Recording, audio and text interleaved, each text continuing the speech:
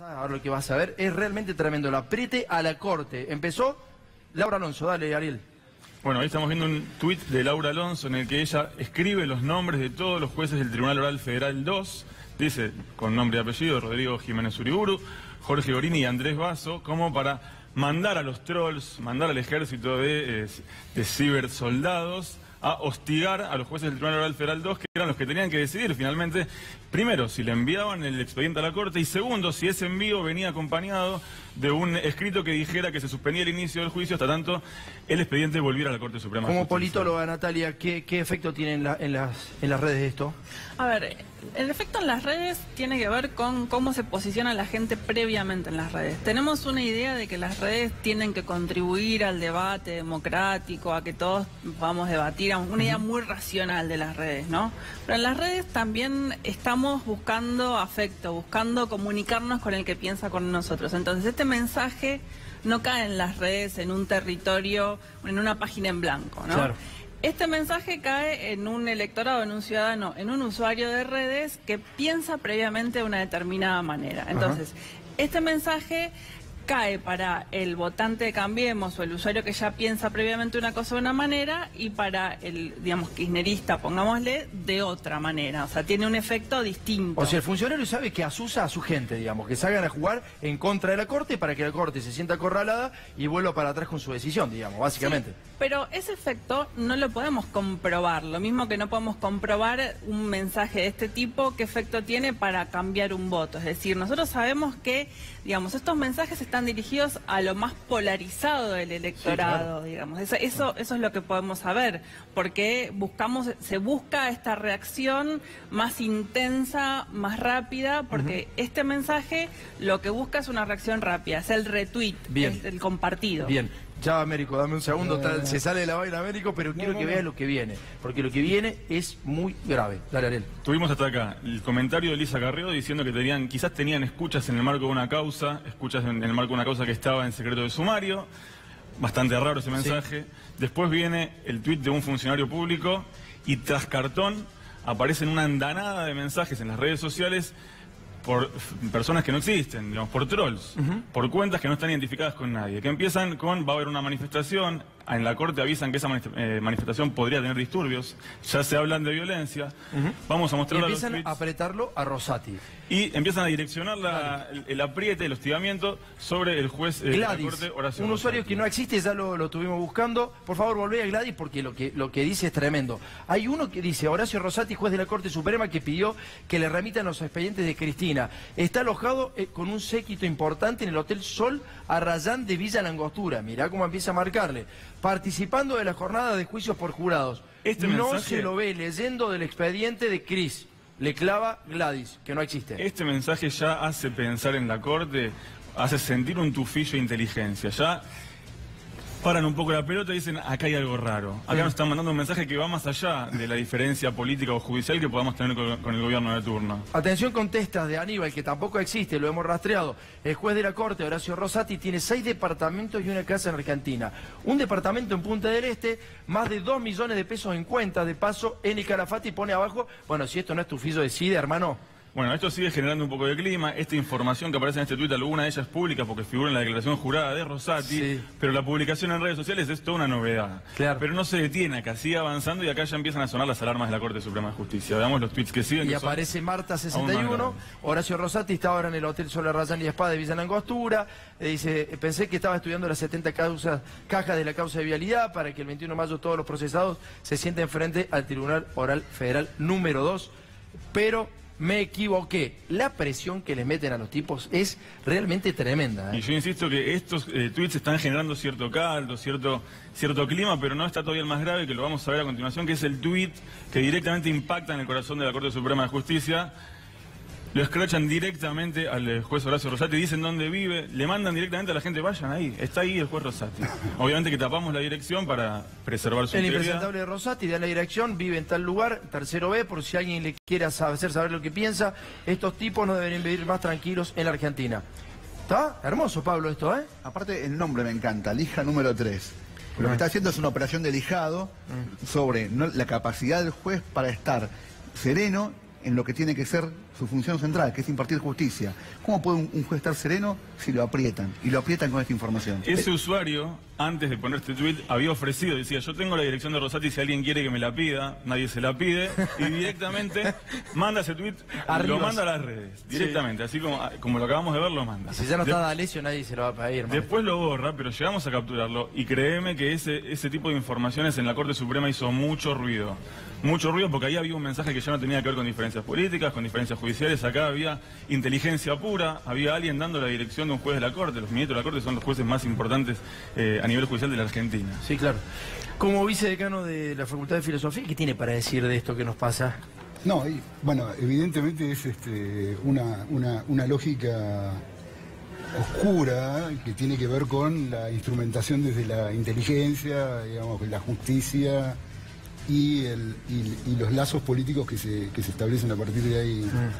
A mí me parece que hay dos episodios recientes que creo que de algún modo intentan pasar por encima de esta lógica que viene usándose en el país fuertemente, y que son, uno, la presentación del libro de Cristina, digamos, que ante la circunstancia de la proliferación fenomenal de trolls, redes, etcétera, mensajes oscuros, penumbras de la inteligencia y demás, Cristina apela a un viejo instrumento, digamos así, de la tradición humanista, que es la forma libro, ¿no? Donde hay un discurso construido que puede seguirse, que puede impactar sobre, digamos, una lectura, sobre la formación de una subjetividad. Lo que pasa es que esta sociedad ya no se recuesta en el libro, sino... No, vos sos especialista, Natalia. Pero ¿no? digo, como gesto político, sí, claro, me parece que ahí hay algo para pensar. Sí, sí. Y el segundo es el discurso de Cristina, precisamente en la presentación del video donde anuncia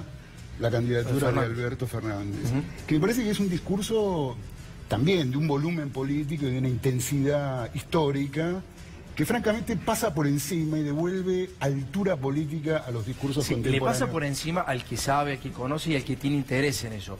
Pero el problema es que el sistema trabaja sobre lo otro, trabaja sobre sin lo duda suyo. sí, sin duda sí. Pero digamos, me parece que están esos intentos o esas lógicas que son las que creo que habría que acompañar para terminar con esta modalidad tan propia del esquema neoliberal de dominio de las subjetividades, ¿no? Natalia, hacemos un análisis, quiero separar un poco las cosas. Yo escribí 2 libros y también me dedico a las redes sociales, y quiero decir que en las redes sociales también tenemos posibilidad de narrativas distintas que digan cosas, que tengan contenido, además de tener una forma distinta, y que las redes no son todas oscuras. Por supuesto, en esto que mostramos recién, en esto que vimos de los tweets, tenían una serie de características que sí mostraban que eran operaciones de inteligencia. Tenían otra característica, en el primero que vimos, en el de Gladys, es que arrobaban a 2 autoridades en las redes, a 2 medios tradicionales. O sea, a ver, lo veamos, Jorge, por favor, lo que está diciendo Natalia. A la TU y a TN.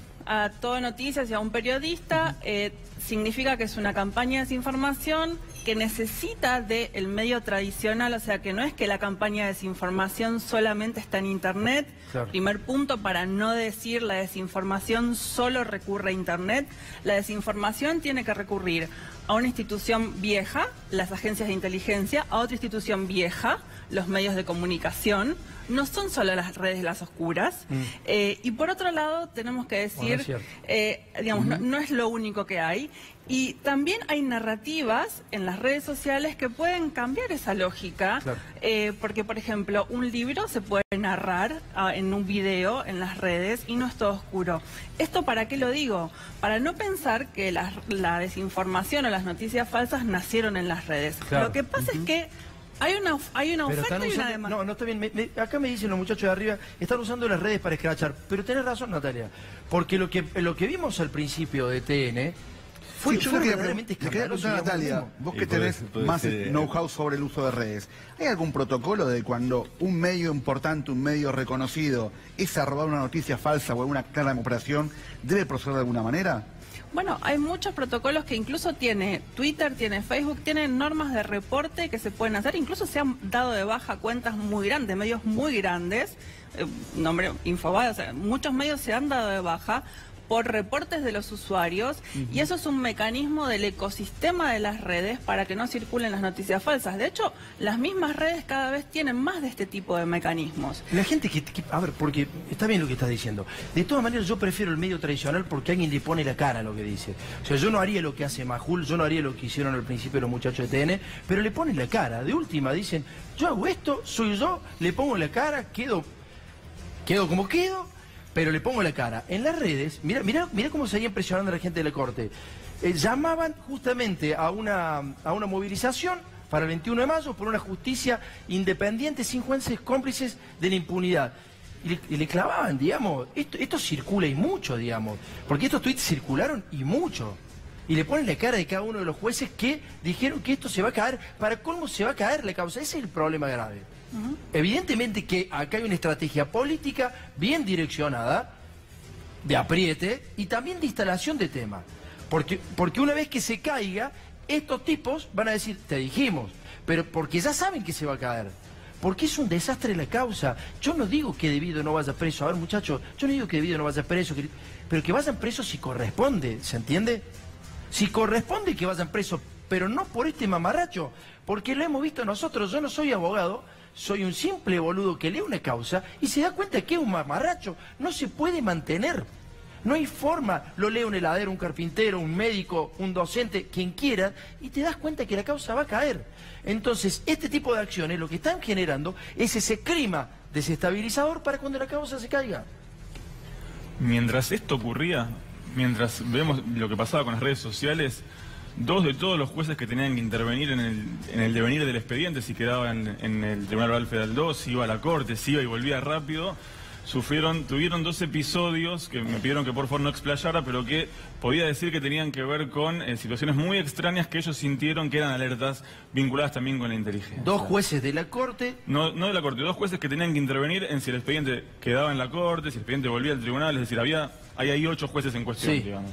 Entre los 4 que integran el tribunal y los 4 que toman la decisión. Se acercaron a vos y te dijeron que habían sufrido episodios en la calle. Exactamente. De apriete, digamos. Situaciones muy extrañas que ellos podrían calificar, si se ponen a pensar qué fue lo que pasó, que eran mensajes extorsivos de alguna manera. No se salga del libreto, quédese donde está, que esto no tiene que irse de donde está, tiene que seguir así, es el momento que Cristina está haciendo. Estamos viendo un país muy lindo.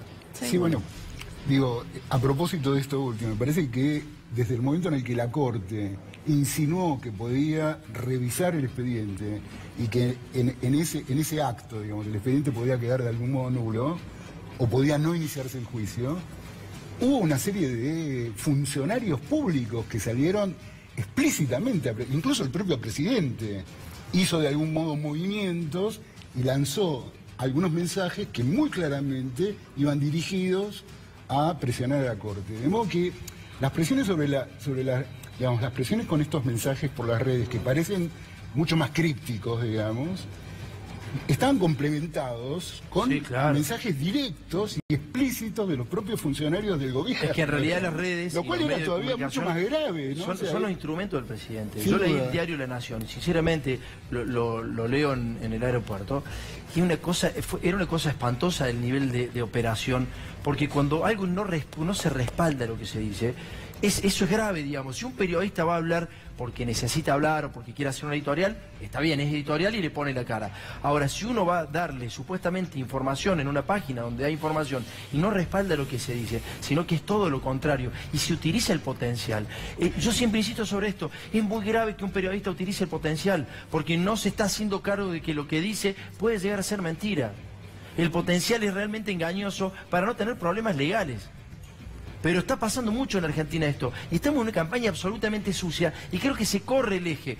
Se pone la grieta como si la grieta fuera la corrupción. Y no solamente los cómplices son los de Cambiemos. Hay un peronismo que fue cómplice de la deuda que hoy tenemos, que fue cómplice de la reforma previsional, que hoy pone la grieta como si fuera la palabra del mal, digamos, ¿no?